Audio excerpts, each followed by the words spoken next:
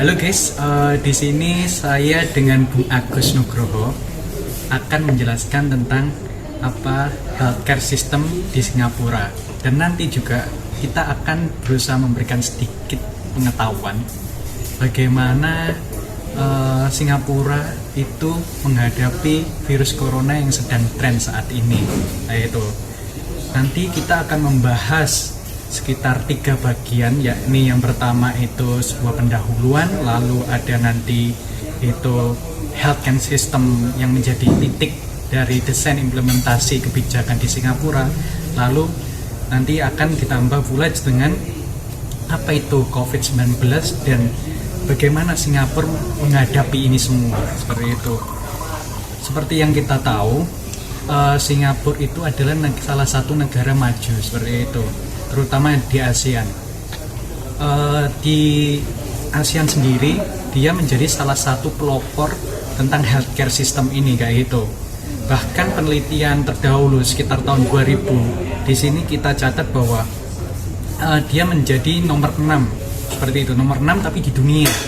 Yang pada penelitiannya WHO ini itu dia berbicara mempunyai beberapa indikator seperti itu. Yang pertama adalah tentang kesehatan itu sendiri, ketimpangan kesehatan, tingkat daya tanggap, distribusi daya tanggap, dan pembiayaan yang adil kayak itu.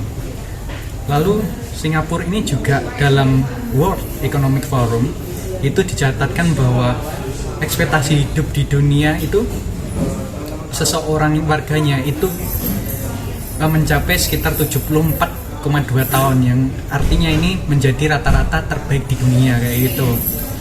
Nah, jika dibandingkan Indonesia yang di sekitar angka 62 tahun ini cukup jauh berbeda kayak gitu. Kenapa bisa terjadi seperti itu? Nah, nanti kita akan jawab itu bersama dengan Bung Agus kayak itu.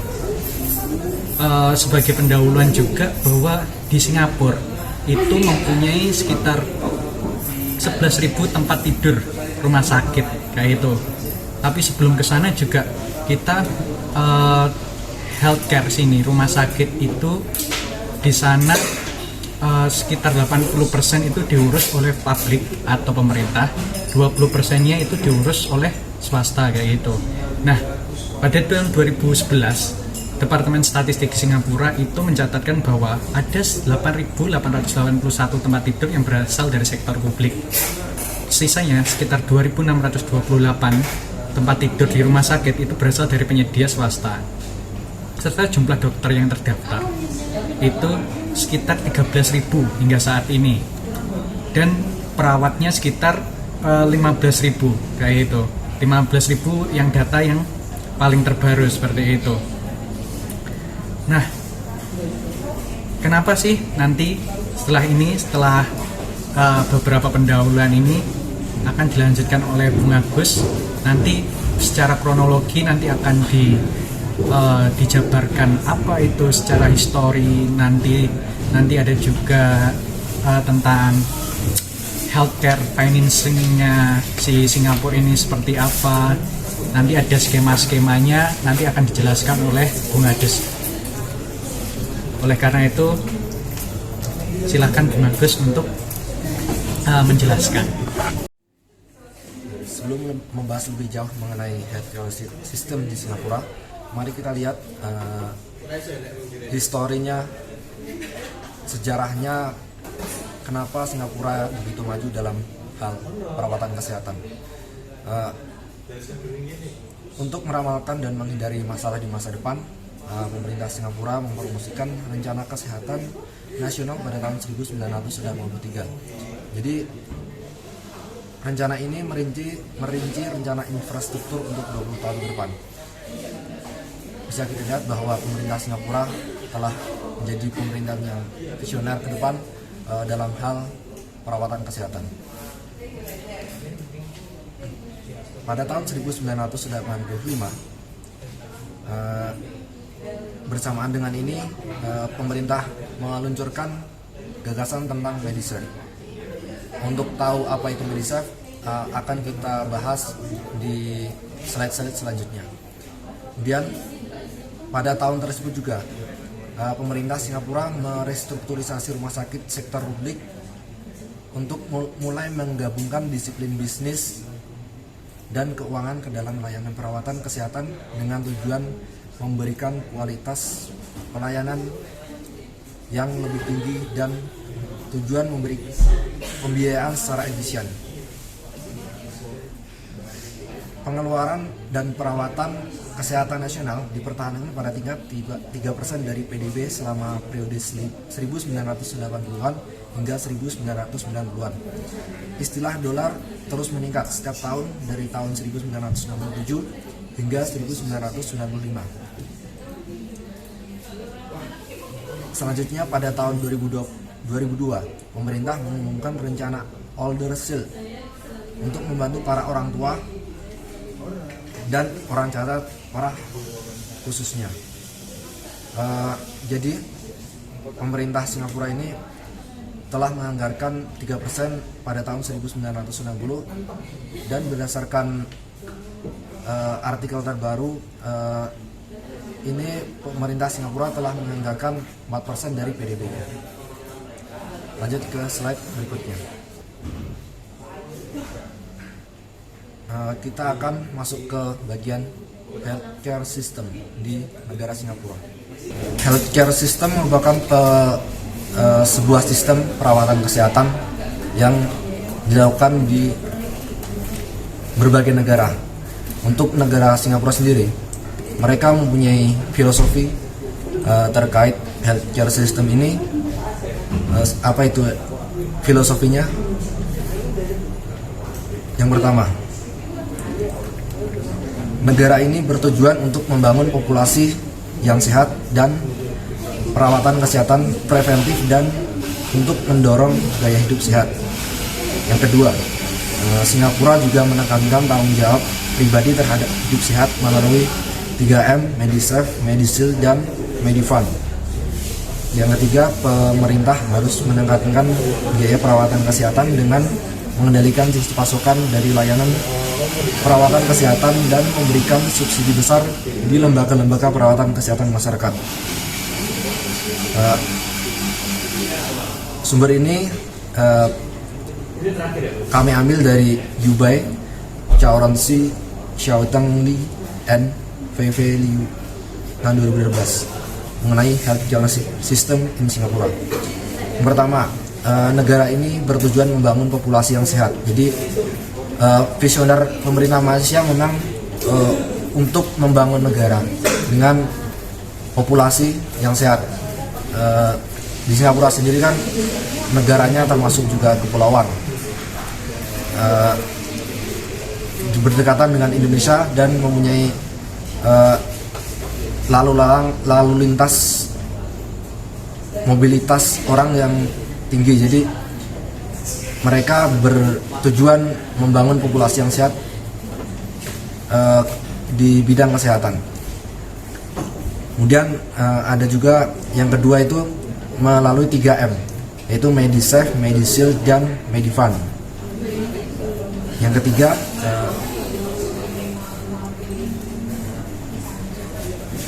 biaya pelayanan kesehatan ini harus ditekan.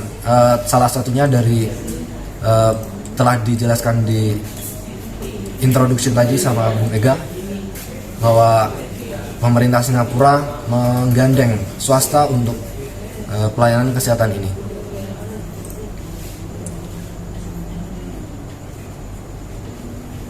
Lanjut ke berikutnya, ini mengenai Blue Healthcare Blueprint.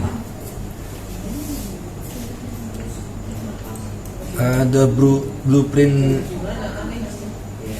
for Singapore ini dipubliskan pada tahun 1993.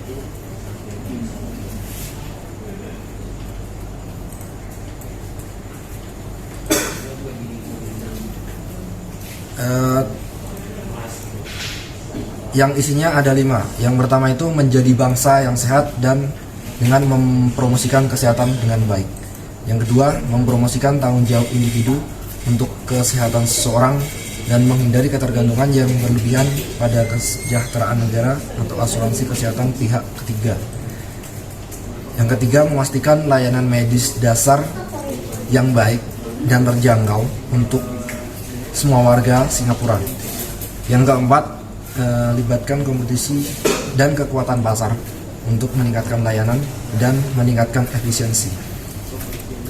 Selanjutnya, yang kelima, campur tangan langsung di sektor perawatan kesehatan bila perlu, di mana pasar gagal menurunkan biaya perawatan kesehatan. Jadi healthcare blueprint ini merupakan, jika diibaratkan seperti misi dari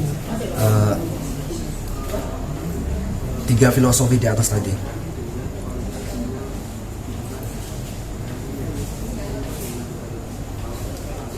Yang perlu kita garis bawahi itu campur tangan langsung dari sektor perawatan kesehatan bila perlu, di mana pasar gagal menurunkan biaya perawatan kesehatan.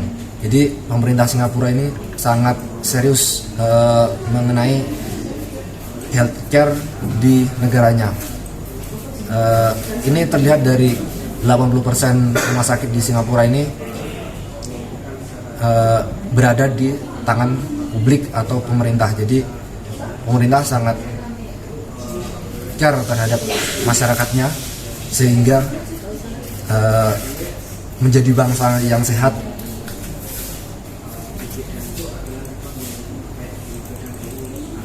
Dan menjadi pelopor di negara ASEAN mengenai healthcare system.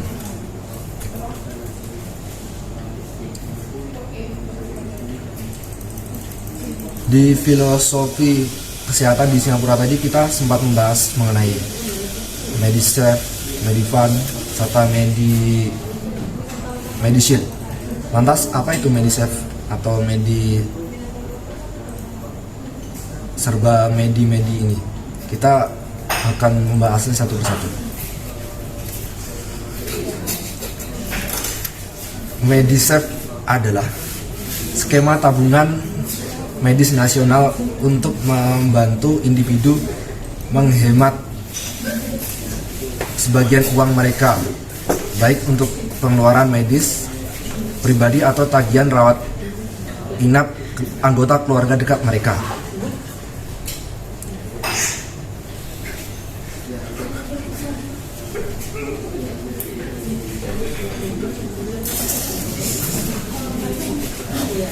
MediSafe ini diluncurkan oleh pemerintah Singapura pada tahun 1984. Kemudian dianggap sebagai skema yang tidak konvensional berdasarkan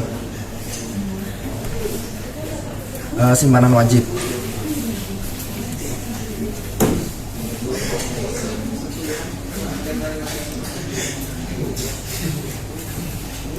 Bagaimana cara kerja MediSafe ini? Untuk cara kerjanya, para pegawai itu, setiap orang yang bekerja akan memiliki akun MediSafe. Jadi semua pekerja itu diwajibkan untuk memiliki akun MediSafe, dan mereka akan memberikan ke akunnya itu antara 6,5 sampai 9% dari gaji bulanan. Kemudian untuk menabung serta biaya medis di masa depan.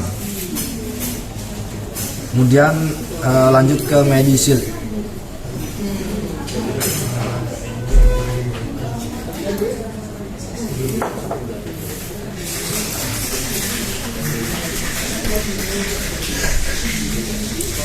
MediShield sendiri ini merupakan skema asuransi kesehatan bencana yang terjangkau yang membantu pemegang akun MediSafe dan tanggungannya memenuhi biaya perawatan untuk penyakit serius dan berkepanjangan.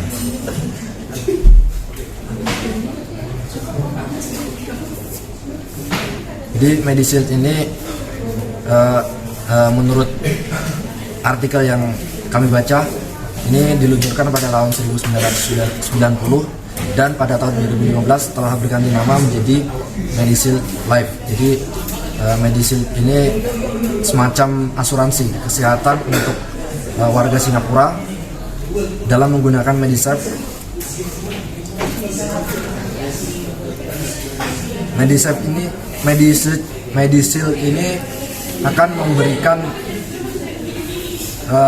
bantuan hingga $800. Medishield ini memberikan bantuan kepada mereka yang berusia 80 tahun ke atas. Itu tanggungan. Kemudian mereka yang berusia 80 tahun ke atas harus membayar $1.150 per tahunnya. Kemudian yang di bawah 80 tahun akan membayar harus membayarkan $800 per tahunnya.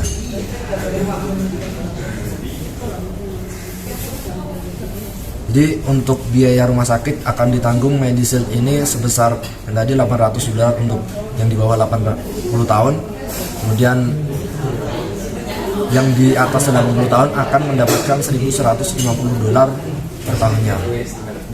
Lanjut ke Medifund. Untuk Medifund sendiri merupakan dana abadi yang dibentuk oleh pemerintah sebagai jaring pengaman untuk membantu warga negara Singapura yang membutuhkan dan tidak mampu membayar perawatan medis mereka. Jadi Medifund ini sangat berguna bagi mereka yang kurang mampu untuk membayar. Jadi pemerintah Singapura memberikan subsidi kepada mereka yang kurang mampu. Kita lanjut mengenai policy tools in Singapura healthcare system. Jadi pemerintah Singapura ini mempunyai tools sendiri terkait dengan healthcare system ini. Jadi pemerintah Singapura mempunyai pengaruh yang besar terhadap kebijakan di negaranya terhadap healthcare system ini.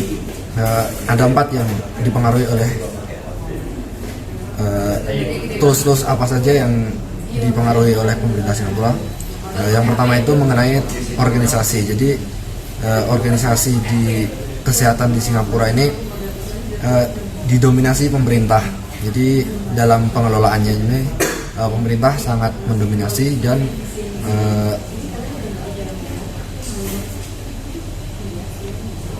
menyumbang lebih dari 4/5 dari semua tempat tidur di Singapura. Jadi 80% tadi sudah dijelaskan di awal.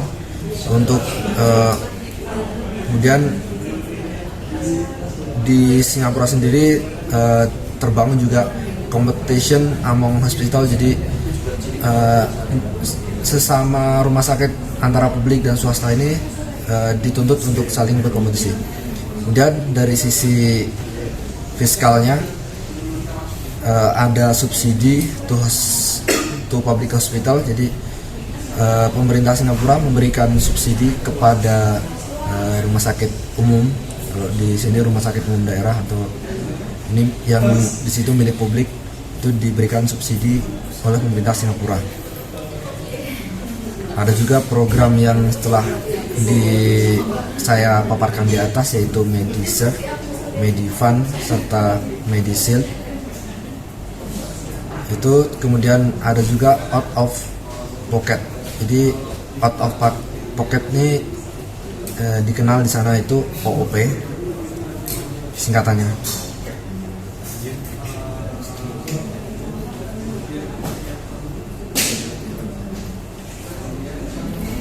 OOP sendiri ini berperan untuk membiayai perawatan seperti rawat jalan di poliklinik,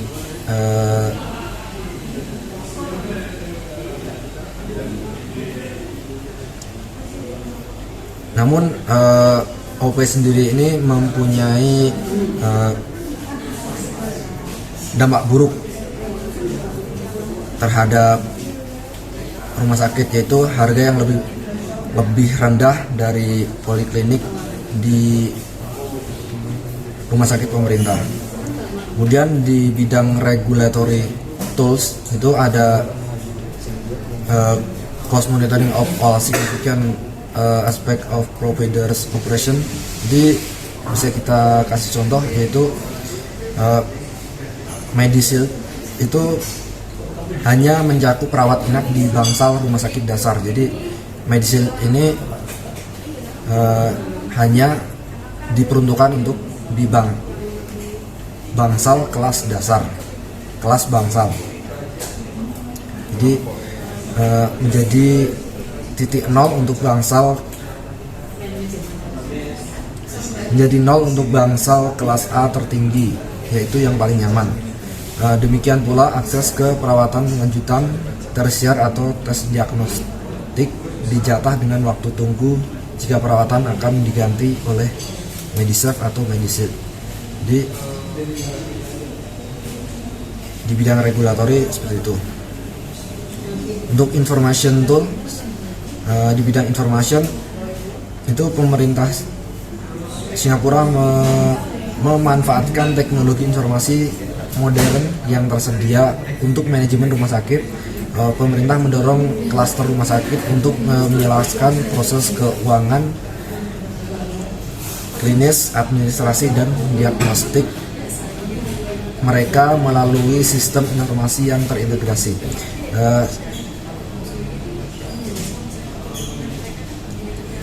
Di Singapura sendiri ada 16 rumah sakit umum menggunakan perangkat lunak perusahaan National Electronic Health Record. Namun rumah sakit swasta dan yang lebih penting lagi ini klinik swasta terus menolak untuk berbagai informasi yang dengan penyedia lain.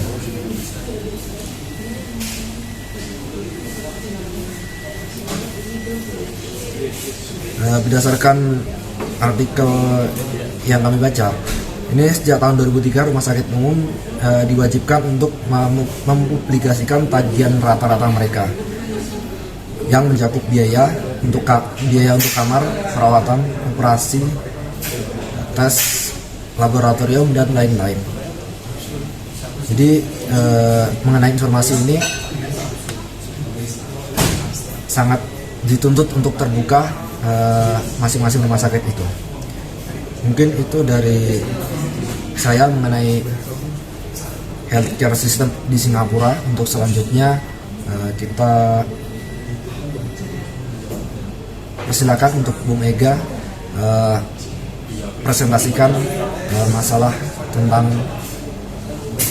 virus yang saat ini menjadi bencana di seluruh dunia, di berbagai belahan dunia saat ini menghadapi, yaitu virus COVID-19. Secara khusus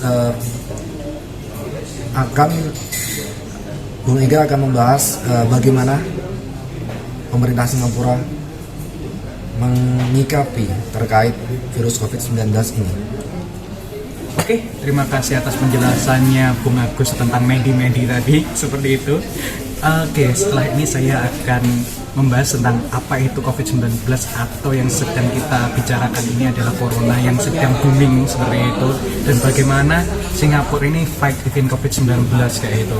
Nah, sebelum masuk kepada penjelasan yang lebih jauh tentang step-step apa saja untuk melawan COVID-19 di Singapura ini, saya akan memberikan video kayak gitu. Video di sini itu video yang diambil dari World Health Organization seperti itu. Dia akan menjelaskan kronologi dari munculnya virus dari Wuhan ini. Selamat menyaksikan.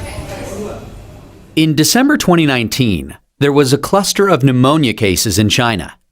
Investigations found that it was caused by a previously unknown virus, now named the 2019 novel coronavirus. In this video, we'll take a quick look at what's currently known about the virus. Keep in mind that this is a new virus, and what's known about the virus now might change in the future. Coronaviruses are a large group of viruses. They consist of a core of genetic material surrounded by an envelope with protein spikes. This gives it the appearance of a crown. Crown in Latin is called corona, and that's how these viruses get their name. There are different types of coronaviruses that cause respiratory and sometimes gastrointestinal symptoms. Respiratory disease can range from the common cold to pneumonia, and in most people, the symptoms tend to be mild. However, There are some types of coronaviruses that can cause severe disease. These include the severe acute respiratory syndrome coronavirus, first identified in China in 2003, and the Middle East respiratory syndrome coronavirus that was first identified in Saudi Arabia in 2012. The 2019 novel coronavirus was first identified in China. It initially occurred in a group of people with pneumonia who'd been associated with a seafood and live animal market in the city of Wuhan. The disease has since spread from those who were sick to others, including family members and healthcare staff. There are many cases at present, and the disease has spread within China and also to a number of other countries. So, where did the virus come from?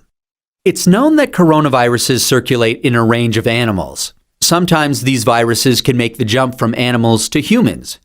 This is called a spillover and could be due to a range of factors such as mutations in the virus or increased contact between humans and animals. For example, MERS-CoV is known to be transmitted from camels and SARS-CoV from civet cats. The animal reservoir of the 2019 novel coronavirus is not known yet. How is it transmitted? The exact dynamics of how the virus is transmitted is yet to be determined. In general, respiratory viruses are usually transmitted through droplets created when an infected person coughs or sneezes, or through something that has been contaminated with the virus. People most at risk of infection from the novel coronavirus are those in close contact with animals, such as live animal market workers, and those who are caring for people infected with the virus, such as family members or healthcare workers. So, how does the disease present? Well, from what is known so far, there can be a number of symptoms ranging from mild to severe. There can be fever and respiratory symptoms such as cough and shortness of breath. In more severe cases, there's been pneumonia, kidney failure, and death. The mortality rate is not known yet. How can we tell whether someone is infected? The infection can be diagnosed by a test called PCR, or polymerase chain reaction. This test identifies the virus based on its genetic fingerprint. There's currently no specific medication for the virus, and treatment is supportive care. There's currently no vaccine to protect against the virus. Treatment and vaccines are in development. How do we prevent transmission of the virus? This new virus currently has a limited geographic spread. However, there are a number of standard hygiene practices that have been recommended to protect against infection and further spread. These include covering your mouth and nose when coughing or sneezing with a medical mask, tissue, or flexed elbow, avoiding close contact with those who are unwell, the appropriate use of masks and personal protective equipment, especially in a healthcare setting, washing hands regularly with soap and water or alcohol-based hand rub. Actions that can be taken to prevent infection from an animal source include avoiding unnecessary unprotected contact with animals, washing hands after contact with animals or animal products, and ensuring that animal products are cooked thoroughly before they're consumed. It's important to stay home if you're feeling unwell, but if you have a fever, cough, and difficulty breathing, seek medical care early and share your previous travel history with your healthcare provider. That's a quick look at this emerging infectious disease. Given that this outbreak is evolving rapidly, what's known about this virus can change. Please check the websites below for the most up-to-date information. Nah, setelah tadi teman-teman menyaksikan tentang sejarah dari Wuhan ini, bukan Wuhan ya, virus sebenarnya COVID-19 kayak gitu. Nah, di sini saya akan menjelaskan tentang sebagai tambahan pengetahuan aja, apa sih gejala dari COVID-19 ini. Yang pertama adalah seseorang yang sudah terkontaminasi itu akan menunjukkan demam lebih dari 38 derajat Celcius kayak itu. Lalu yang kedua adalah batuk kering. Dan ketiga adalah sesak nafas kayak seperti itu. Lalu untuk seberapa bahayakah sih? Ini yang menjadi pertanyaan, yaitu bahwa orang-orang di seluruh dunia sekarang takut menjadi momok sendiri bahwa corona ini penyakit yang cukup cepat menyebar dan cukup, sebenarnya kalau kita tinjau dari persentase seperti itu dibanding dengan MERS atau SARS, corona ini sebenarnya lebih rendah seperti itu. Lebih rendah kalau kita mengambil dari website Kemenkes sekitar 80% kasus dapat pulih tanpa perlu perawatan khusus. Sekitar 1 dari setiap 6 orang mungkin akan menderita sakit yang parah seperti disertai pneumonia atau kesulitan bernafas yang biasanya muncul secara bertahap. Walaupun angka penyakit ini masih rendah sekitar 3%, namun bagi orang yang berusia lanjut dan orang-orang dengan kondisi medis yang ada sebelumnya seperti diabetes, tekanan darah tinggi, ataupun penyakit jantung, mereka biasanya lebih rentan untuk menjadi sakit parah. Melihat perkembangan hingga saat ini, lebih dari 50% kasus konfirmasi telah dinyatakan membaik dan angka kesembuhan akan terus meningkat. Dan ini menjadi dasar kita kenapa kita tidak perlu panik tapi tetap waspada dalam menghadapi COVID-19. Lalu yang selanjutnya, bagaimana sih penularan dari COVID-19 atau corona ini? Seperti itu. Ada yang menyebutkan beberapa hari yang lalu itu bahwa COVID-19 ini bisa menyebar lewat airborne, artinya dia bisa menyebar lewat udara seperti itu. Tetapi jika menurut Kemenkes, hal itu masih belum bisa dikonfirmasi kayak gitu. Nah, yang paling jelas adalah yang pertama, tetesan kecil atau yang biasa disebut droplet dari hidung atau mulut. Seorang penderita COVID-19 itu kemungkinan besar akan terkena COVID-19 itu disebabkan oleh droplet kayak gitu. Lalu menyentuh benda yang sudah terkontaminasi dengan droplet tadi kayak gitu. Jadi mungkin seseorang itu bersin tapi mengarahnya ke katakanlah ke gagang pintu atau gagang tangga seperti itu, dan kita menyentuhnya, kita akan terkontaminasi. Dan rata-rata saya melihat di sebuah penelitian di infografis tepatnya itu, jika di benda besi dan aluminium dan kawan-kawan itu sekitar 9 jam dia akan bertahan hidup di situ. Kain itu sekitar 1 hari, karton itu sekitar 3 jam, dan yang paling lama itu 3 hari itu di benda-benda plastik kalau tidak salah. Lalu yang ketiga adalah tanpa sengaja menghirup droplet dari penderita. Nah, ini mengapa kita perlu social distancing minimal 1 meter, karena ini ketika seseorang yang terinfeksi COVID-19 ini bersin, cipratan dari droplet itu bisa jadi itu akan terhirup oleh orang yang belum terinfeksi oleh COVID-19, dan hal ini cukup fatal seperti itu. Lalu selanjutnya saya akan video seperti itu. Di sini video akan menjelaskan bagaimana COVID-19 ini menyebar di luar Cina kayak gitu. Dan ini menggambarkan bagaimana Singapura itu betapa cepatnya. Tapi ini data yang bisa saya peroleh hanya bisa sekitar Maret awal seperti itu. Selamat menyaksikan.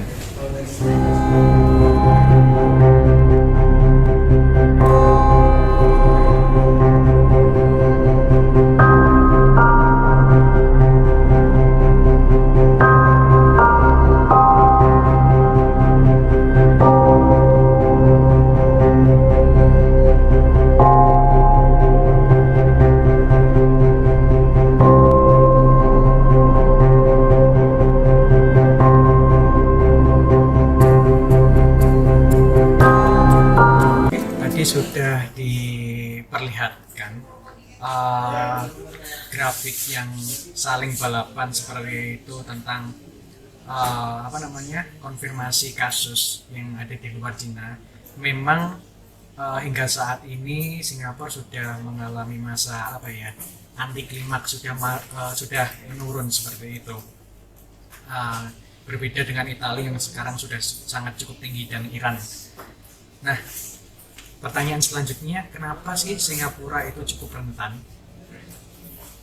Seperti yang sudah kita tahu bahwa Singapura ini menjadi salah satu pusat dari tourism kayak gitu. Nah, dalam grafik ini pada tahun 2018 tourism yang para turis ini datang ke Singapura itu sekitar 18,5 juta orang. yang artinya di sini itu hampir 4 kali lebih banyak daripada jumlah warga Singapura itu, dan itu jelas sangat memungkinkan seseorang dari luar negeri itu menularkan menularkan virus-virus kepada orang-orang. Kenapa bisa sebanyak itu? Nah, di sini ternyata juga ada pendukung kenapa Singapura ini cukup rentan.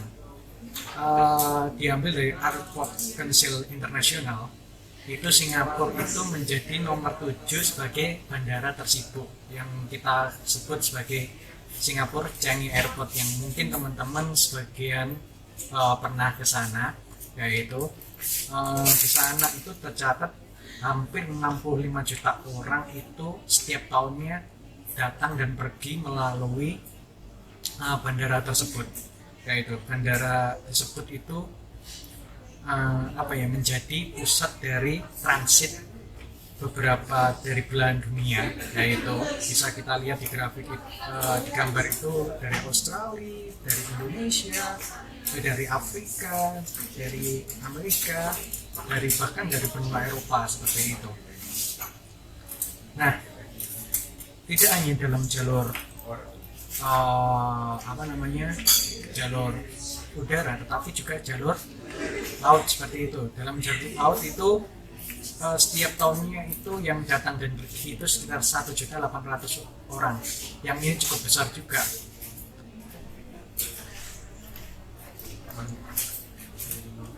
Oke, langsung lanjut ke bagaimana Singapura ini menghadapi COVID-19 atau yang biasa kita kenal dengan virus corona. Kayak itu ada 4 di sini, 4 key atau kunci apa yang menjadi ini ya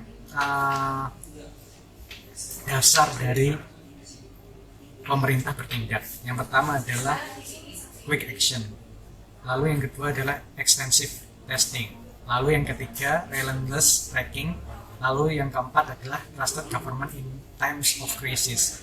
Jadi nanti setelah ini saya akan menjelaskan kenapa sih kok kata kuncinya ada 4. Nanti dalam tindakan-tindakan itu akan terlihat di dalam slide selanjutnya. Yang pertama adalah setelah munculnya virus corona ini, Singapura mulai merujuk turis yang datang dari Cina dengan gejala demam dan pernapasan untuk penilaian dan isolasi lebih lanjut. Jadi ketika orang-orang ini datang dari Cina, orang-orang ini tidak boleh langsung lolos dari imigrasi, tetapi mereka dideteksi lebih lanjut seperti itu. Lalu yang kedua adalah pengujian asam nukleat dengan cepat dikembangkan. Di sini bagaimana mereka dengan sigap menguji baik seseorang ini terkena virus corona atau tidak, hanya dalam waktu 3 jam, dan sementara individu yang dicurigai itu terkena COVID-19 itu akan memunculkan hasilnya. Ini cukup kontras ya dengan keadaan yang ada di Indonesia. Kalau di Indonesia itu sekitar 2-3 hari, dan ini cukup lambat kalau dibandingkan dengan Singapura. Setelah 3 jam tersebut, pejabat dapat mengkonfirmasi apakah mereka terinfeksi virus atau tidak. Lalu yang ketiga, menerapkan mekanisme pelacakan kontak yang sangat canggih untuk memburu setiap kontak yang diketahui dari mereka yang terinfeksi, sehingga mereka dapat dikarantina atau dipantau. Nah, ini adalah yang asas yang ketiga tadi, relentless tracking kayak itu.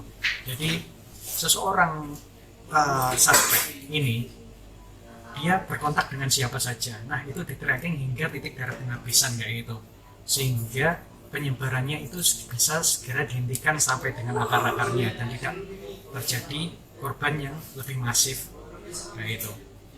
Lalu setelah adanya kejadian Wuhan, si Singapura ini juga menutup akses dengan China kayak itu. Artinya menutup akses itu orang-orang yang akan menuju ke Singapura itu akan dilarang seperti itu, di-ban.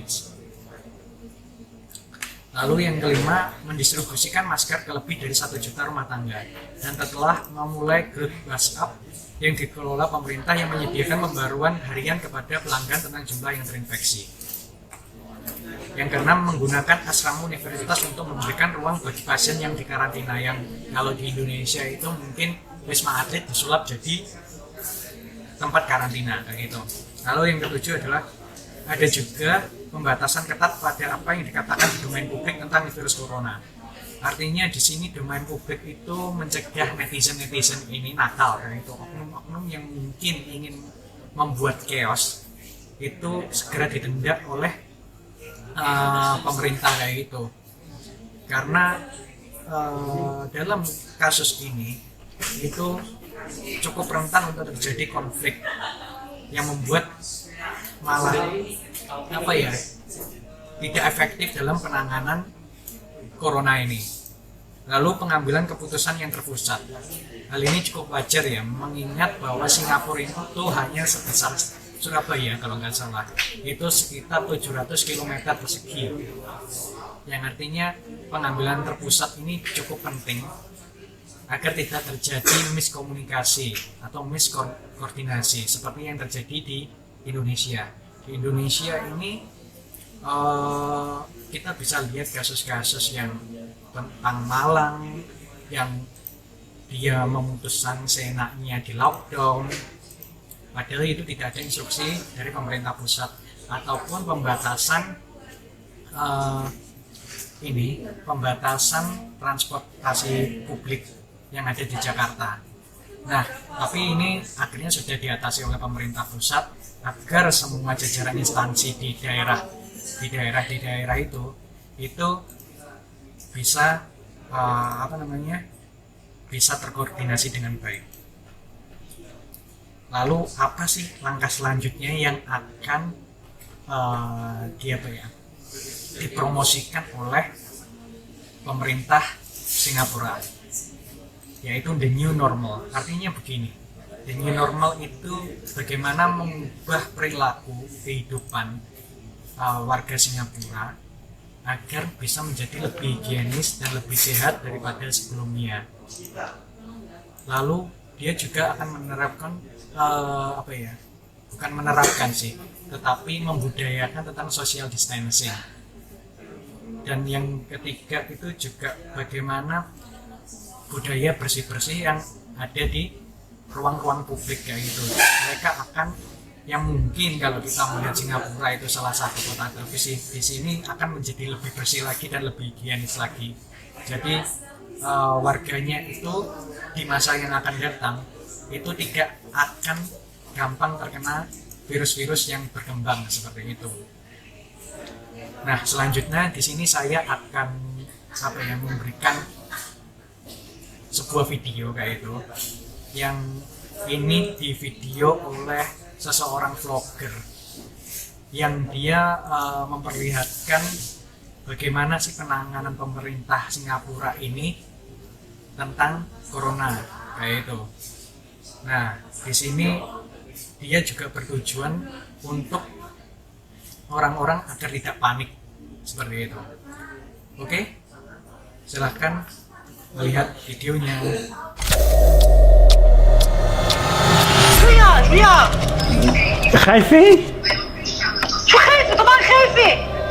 The Wuhan coronavirus, it's everywhere and it's making my mom scared. This is my mom. And she's worried.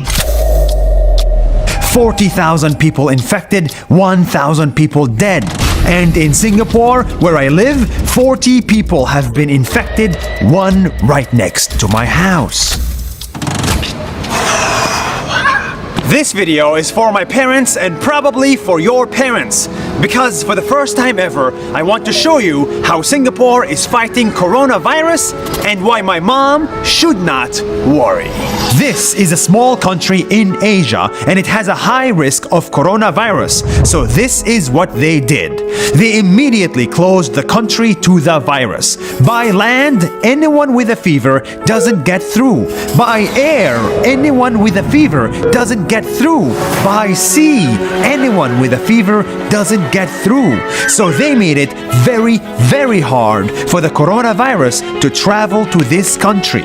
And inside of it, they cleaned a lot more. The bus poles, they cleaned the playgrounds, they cleaned the schools, they cleaned the food courts, they cleaned, and even the lift buttons, they cleaned more. And then they did something crazy. They hired the army to pack masks in the millions for every single household in the country, and they gave them out for free and made it illegal for supermarkets to increase the price for the other masks.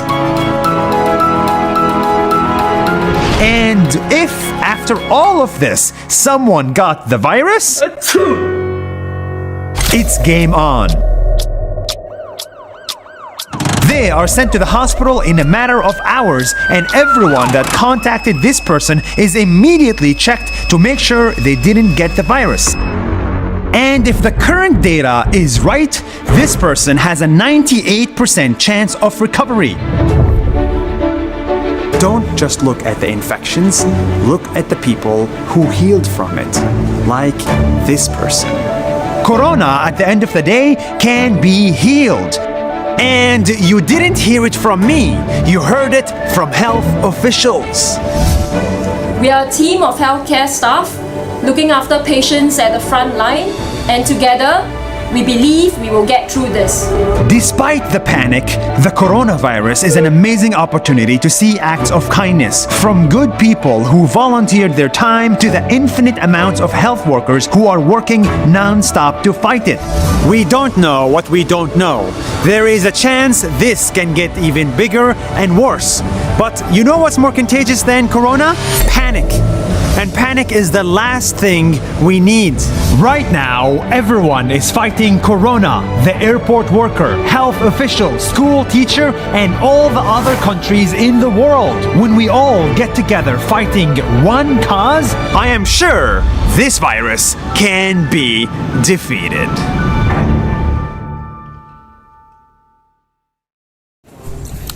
Oke, terima kasih atas perhatiannya. Seperti itu, mohon maaf jika banyak kesalahan dalam bertutur kata. Karena ini menjadi sebenarnya bukan pertama kali, tetapi memang saya itu demam dengan kamera kayak itu. Saya bukan orang-orang eksis, dan Bung Agus juga. Mungkin Bung Agus di sini bisa merapat ke sini. Mari kita berdiskusi seperti itu, berdiskusi tentang bagaimana healthcare di Singapura dan bagaimana tentang virus corona ini, dan mungkin ada tambahan teman-teman yang bisa menjadi bahan pelajaran kita. Mari kita berdiskusi.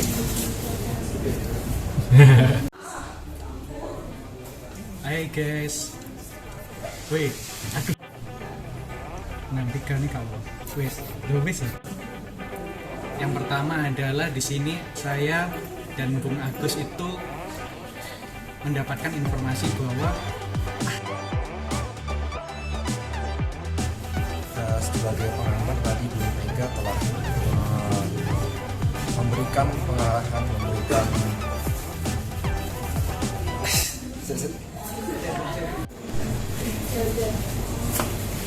selamat malam guys. Selamat siang. Belanin apa?